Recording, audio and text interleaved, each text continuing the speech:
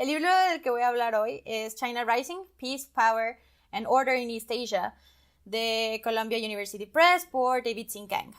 David C. Kang es profesor de Relaciones Internacionales y Negocios en la Universidad del Sur de California, con cargos en la Escuela de Relaciones Internacionales y la Escuela Marshall de Negocios. Es director de estudios coreanos de la USC y director del Centro de Estudios Internacionales también de la USC. Ha escrito libros como China Rising, East Asia Before the West, Crony Capitalism, Nuclear North Korea y este último fue en coautoría con Victor Cha. Kang ha publicado artículos académicos en journals como International Organization and International Security.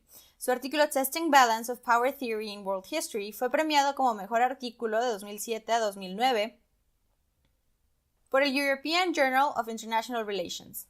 Según su perfil en el portal del Instituto US-China de la USC, Kang describe su interés académico como interesado en líneas generales en las relaciones internacionales de Asia.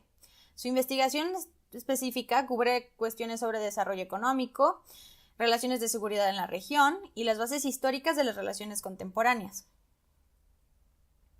Ahora bien, el libro descarta que las aproximaciones realistas de las relaciones internacionales a las que estamos habituados en el marco de referencia eurocéntrica sobre balance de poder y competencia puedan explicar las dinámicas de crecimiento de China y las relaciones políticas del este asiático. En su lugar, Kang confiere una mayor importancia y preponderancia a la identidad y las dinámicas históricas de los países de la región para explicar un proceso de adaptación de los estados más pequeños al ascenso de China. Dado que cuestiona las teorías de balance de poder, Kang se pregunta en qué condiciones el ascenso y los poderosos resultan una amenaza para estados más pequeños. Cuando nos referimos a tales condiciones, estas no solamente son sus condiciones materiales, ya que existen intenciones dictadas por costos y beneficios, más relacionadas con identidad nacional y la explicación de cómo se es como país y quiénes son los otros. El anterior acercamiento teórico es comúnmente relacionado a teorías constructivistas o racionalistas, ya que ambas enaltecen la importancia de las ideas y las preferencias en el comportamiento de los estados, pero el desarrollo del libro y la importancia que éste confiere a la construcción de estados soberanos, las relaciones multilaterales, la formación de instituciones transnacionales, los regionalismos y las dinámicas de cooperación, a mí, me remontan a una visión paradigmática liberal. Después, David C. Kang se pregunta también sobre las intenciones reales de China y la percepción generalizada sobre ellas. Para poder determinar lo último, se deben de evaluar la apreciación que los países pequeños tienen con respecto al rol del país en ascenso. Si el país es considerado bueno, habrán de adaptarse a él por los diferentes y posibles beneficios, mientras si se le considera malo, el acercamiento a ellos será mucho más cauteloso y probablemente reservado. Aún así, si se considera un país bueno o malo, tendrá que hablarse obligatoriamente de identidades, llevando a la tercera pregunta por parte de David C. Kang. ¿Cuáles son las identidades del este del Asia?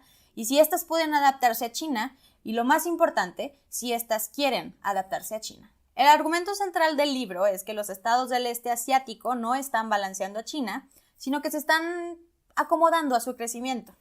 En segundo lugar, David C. Kang afirma que el proceso adaptativo se da gracias a los intereses y las creencias específicas que resultan de diferentes identidades, como ya habíamos mencionado, que se comparten en el lugar de la región y una ausencia de temor por parte de los estados. Además, David sostiene que las relaciones comerciales y diplomáticas sirvieron como sistema de consolidación de los estados, ya que estos facilitaron la interacción entre ellos y el desarrollo de instituciones. Una vez más me remonto al liberalismo. Por ello, cuando China está en una posición estable, el resto de la región lo está también. Los otros estados perciben como conveniente mantener dicho sistema y es una fuente de influencia cultural y política en las instituciones de estos. La política doméstica converge con aquella de la potencia china. El libro está organizado en 3 partes. La primera aborda las bases teóricas del libro y se apoya de la historia como evidencia para demostrar la falta de eventos que reflejen que la teoría realista de balance de poder pueda demostrar las dinámicas de balance de poder en el este de la Asia para después hacer una comparación con la situación de la región hoy en día. Hoy en día refiriéndonos a 2006-2007, tiempo en el que fue publicado el libro. La segunda parte responde por qué los países no están tratando de confabularse para balancear el ascenso de China. Trata también sobre las identidades de los actores de Japón, los Estados Unidos, Corea del Sur, Taiwán, Filipinas, los estados del este asiático, estos en la región y su posicionamiento como posibles líderes o estados demasiado débiles. Por último, el autor indaga sobre las razones que tienen los Estados Unidos para evitar balancear el ascenso chino y lleva a cabo conclusiones teóricas y políticas, así como cuestionamientos para el futuro de la región de estudio. Por principio de cuentas, Kang enmarca el ascenso de China con relación a sus capacidades económicas. Menciona que de 1978 a 2003, China tuvo un crecimiento del 9.7% y ha logrado apartar a 402 millones de personas de la pobreza. Igualmente, en 2005 el Producto Interno Bruto chino ascendió a 8.85 trillones de dólares. Explica que China ha sido el centro de la vida económica, política y diplomática del este asiático. Luego, entonces, China había sido durante siglos demasiado grande para balancear. El peso de las relaciones diplomáticas y de comercio ha sido preponderante históricamente. Durante el siglo XVIII, las exportaciones japonesas de metales preciosos a Corea y China fueron mucho más grandes que las que se remitieron a países europeos. Por otro lado, el crecimiento de las ciudades dependientes del comercio como China, Thang Long en Vietnam, Ayutthaya en Siam, Aceh Sumatra y Bantam en Mataram, en el sureste asiático, llegó a repuntar a más de 100.000 habitantes en cada una de ellas, presentando un proceso de desarrollo y urbanización directamente relacionados con el comercio. Igualmente, las relaciones de intercambio comercial se tradujeron en la transición hacia la monetización de la economía japonesa durante la dinastía Song en Japón. Por tanto, concluye que la integración regional económica de los procesos históricos del este asiático es mucho más grande que lo que convencionalmente se cree. Las relaciones diplomáticas y simbólicas son igualmente importantes y esto nos remite una vez más a la importancia de las identidades. Era muy necesario mantener vínculos de subordinación con China para asegurar relaciones pacíficas entre los estados. Por ejemplo, el shogunato de Ashikaga en Japón buscó la investidura del emperador Ming en China para asegurar su posición dentro del escenario regional y al mismo tiempo asegurar protección del estado más poderoso. Lo descrito anteriormente era un proceso bastante común entre los estados vasallos de China. Históricamente, la única ocasión en la que se ha visto una acción cercana a la interpretación por balance de poder ocurrió cuando, mientras en la dinastía Ming se debilitaba, el general Hideyoshi de Japón decidió invadir China por medio de Corea en 1592 y 1598, pero esto fue fallido. Es importante contrastar esto con la constante falta de estabilidad en Europa dentro de los mismos periodos, denotando que si bien las teorías de las relaciones internacionales realistas están influenciadas por la realidad europea y pueden explicar de manera correcta sus interacciones, esto no es así para el caso del este asiático. En otro orden de ideas, el impacto institucional de la costumbre china es evidente en otros estados de la región. Por ejemplo, la educación universitaria japonesa encuentra sus bases en el estudio de los clásicos chinos, la organización burocrática japonesa y coreana retoman el modelo utilizado por los chinos.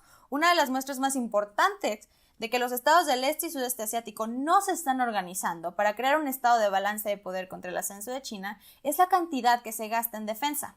En la Guerra Fría, todos estos países utilizaban 4% de su presupuesto en defensa, cuando las verdaderas amenazas, las bombas nucleares, se han ido, gastan 2% aproximado. Además, explica que una de las razones por las que los países del este asiático no se están confabulando para balancear a China es porque están conscientes de la presencia de los Estados Unidos en la región. Pero después abordaremos, y ahora lo sabemos, que esta es una razón muy pequeña en el razonamiento para dejar de temer a China por parte de los países. Un ejemplo muy claro es Corea del Sur.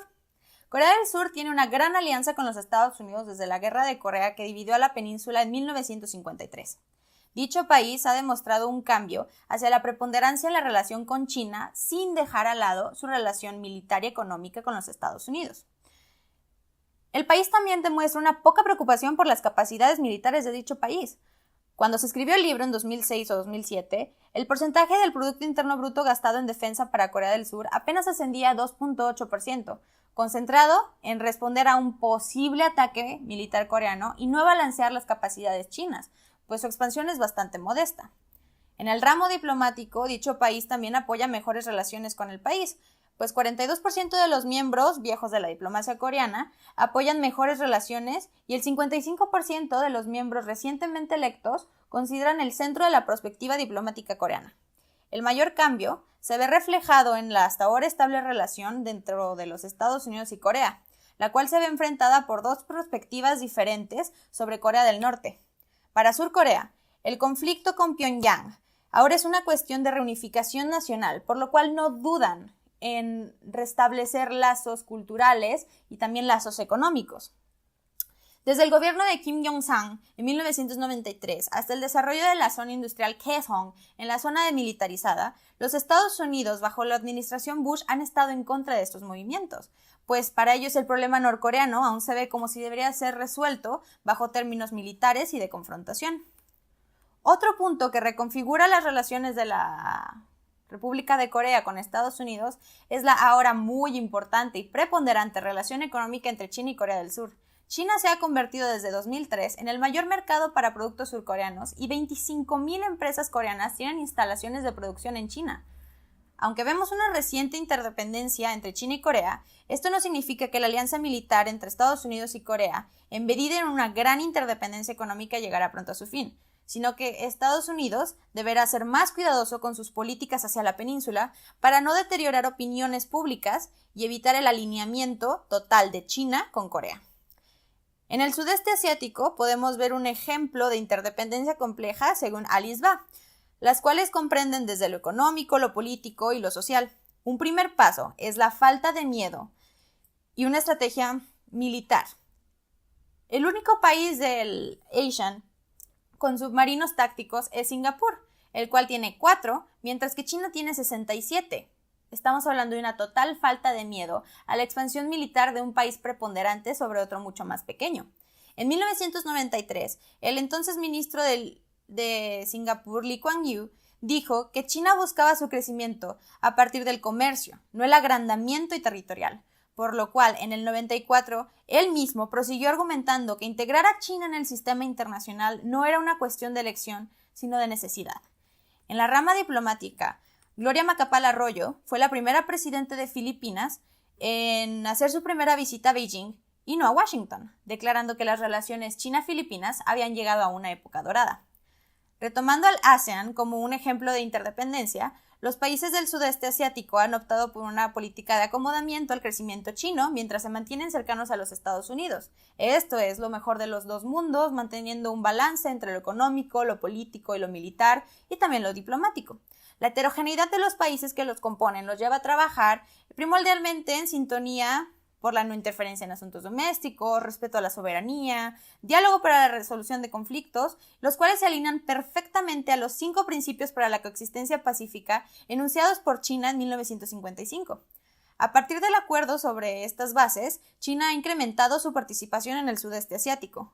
Un ejemplo muy importante es el diálogo por la disputa de las Islas Spratly, donde una teoría realista podría haber posible conflicto, pues son ricas en petróleo. China ha llegado a un acuerdo con Malasia y Filipinas. China asume que su interés en las Spratlys tiene que ver más con una demarcación de fronteras y no con expansión territorial.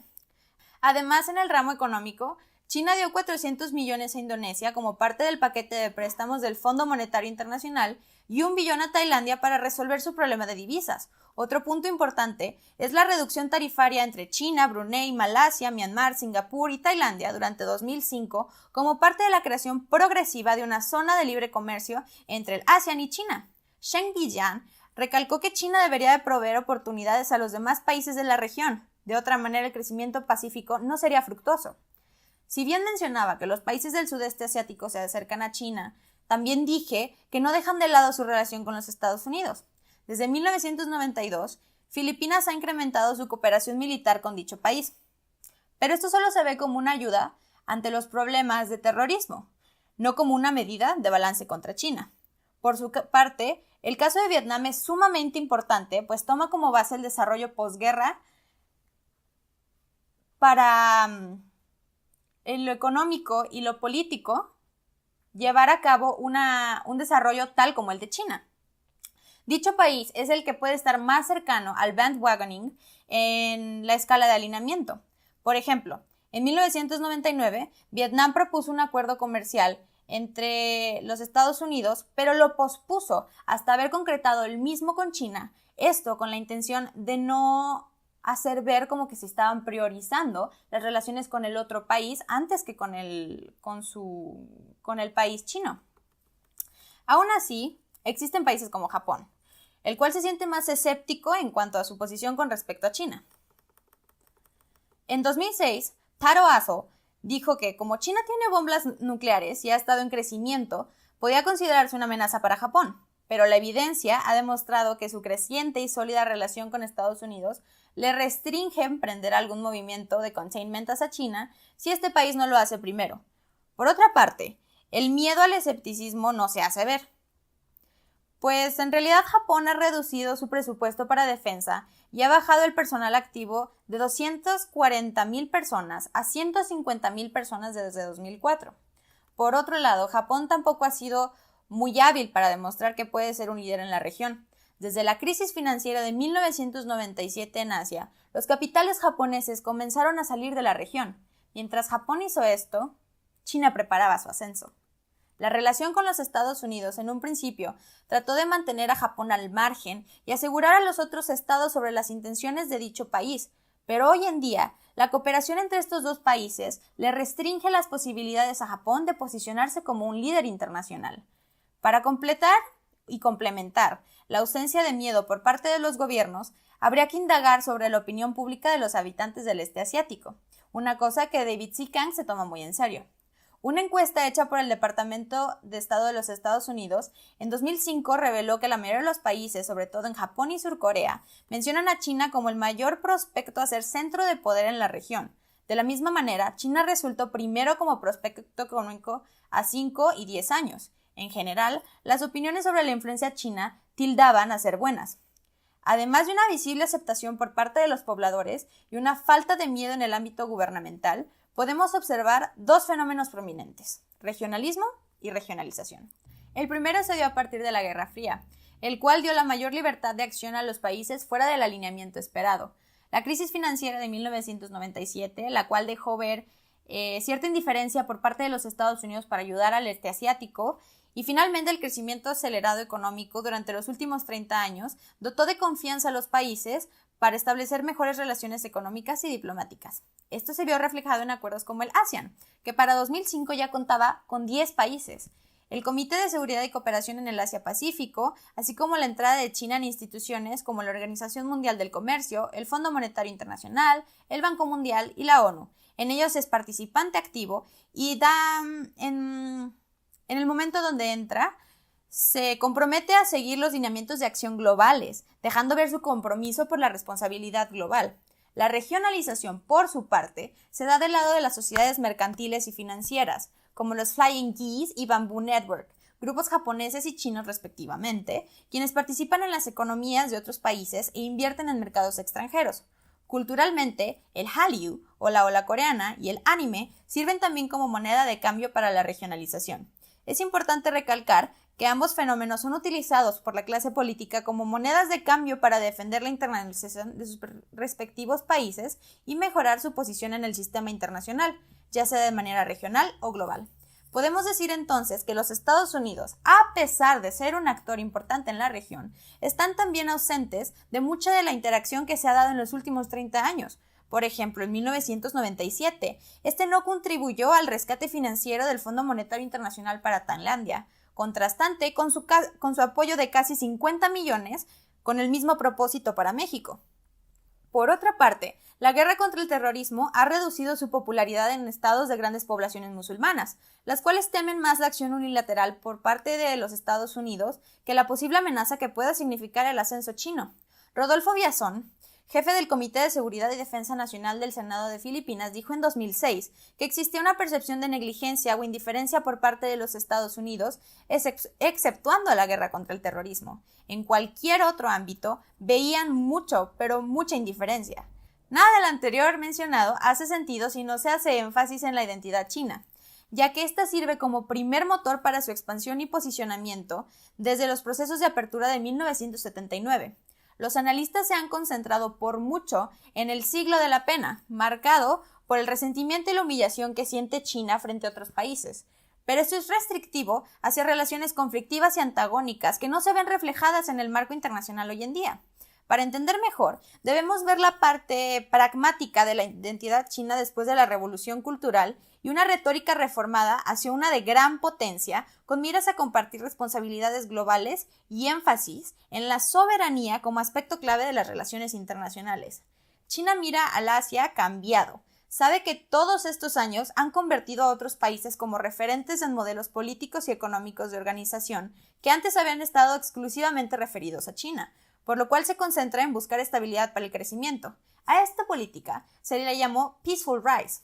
Shen Bijiang enuncia un nuevo concepto de seguridad basado en la coexistencia pacífica por contacto económico benéfico y el diálogo, de tal manera que provoque oportunidades para todos los estados.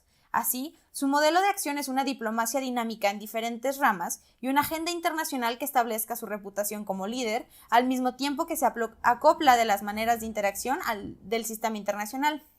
Además de las medidas ya mencionadas, como la entrada de diferentes instituciones económico-financieras, China ha demostrado su interés en acoplarse a las normas internacionales por medio de la resolución pacífica de disputas territoriales rápida y pacíficamente. En 2002, firmó el Código de Conducta dentro de las Islas Spratly, la cual le prohíbe usar la fuerza para la expansión territorial. En 2005, se estableció el China-India Strategic Cooperative Partnership por el Trato de los Himalayas, donde China cede el 29% del territorio disputado, además de incluir un tratado comprensivo en lo financiero, lo educativo y lo social. Finalmente, es importante hacer un espacio para mencionar a Taiwán como el único conflicto donde China podría hacer uso de la fuerza. Para China, la independencia de Taiwán es una cuestión de construcción de nación e identidad, no un esfuerzo para la expansión territorial. Lo anterior nos dice que aunque esto aminore los riesgos de un conflicto armado, China no cederá pronto ante las presiones del sistema internacional en dejar que Taiwán se declare como un estado independiente de jure, pues la identidad china hoy en día no podría permitirlo. Finalmente, es necesario hacer mención de la relación de los Estados Unidos y su papel en la región. Durante los años siguientes a la Segunda Guerra Mundial y la Guerra Fría, Estados Unidos fue el líder económico y militar en la región, y le era imposible ignorar las necesidades de cooperación en la misma. Pero desde hace 30 años, China le ha superado en el involucramiento en miras de la institucionalización, de los acuerdos regionales, provocando mayor interdependencia, dejando no de lado, pero sí en un segundo plano, las relaciones con los Estados Unidos por los países del sudeste asiático. Por ejemplo, sería fácil decir que los Estados Unidos busca y buscará balancear el incremento en el poder chino, pero eso no se ve reflejado en las cercanas relaciones económicas y políticas de ambos países. Desde el incremento en 200 billones en importaciones americanas hacia China en 1995 hasta 2005 y el incremento en 10,000% en las importaciones chinas por parte de los Estados Unidos, podemos afirmar que si bien puede existir competencia entre los dos países, no será una competencia tradicional o marcada por las teorías realistas a las que estamos acostumbrados en las relaciones internacionales, pues los lazos que comparten son demasiado profundos y benéficos para ambos estados como para ponerlos en riesgo. Un aspecto muy importante con el que quiero finalizar es que la socialización de China bajo las normas del sistema internacional, dominado por el país occidental bajo las riendas de la responsabilidad global compartida y el comercio multilateral, sentarán las bases para un tipo de competencia que, ojo, dependerá en gran parte no de sus protagonistas, China y Estados Unidos, sino de las respuestas de los países a quienes las consecuencias de una reacción de balance puedan afectar. Este fue mi análisis de la aproximación teórica para el libro China Rising. Muchas gracias.